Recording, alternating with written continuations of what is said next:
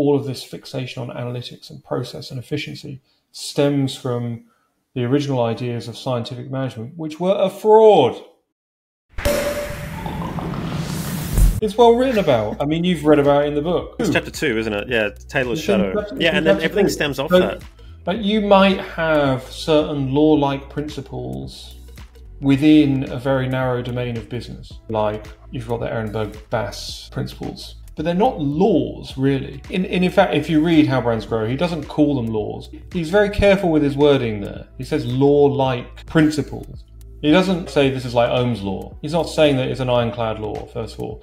And even if you've got a well-evidenced principle of marketing or human interaction or whatever, you can't just daisy chain all of those individual laws together to have a science of business, because it doesn't work like that. And playing the game changes the rules.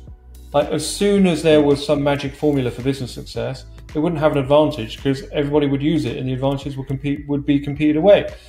This is the thing that people just don't understand, like this El Dorado kind of quest for a magic formula for success or reducing business down to a science is total guff.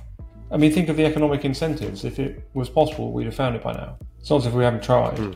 That's not to say, to be clear, that like frameworks and theories and principles and models aren't useful. They are useful because they help you structure your thinking, and they give you hypotheses, and they give you solid, like well-evidenced approaches to making decisions. Like, so for example,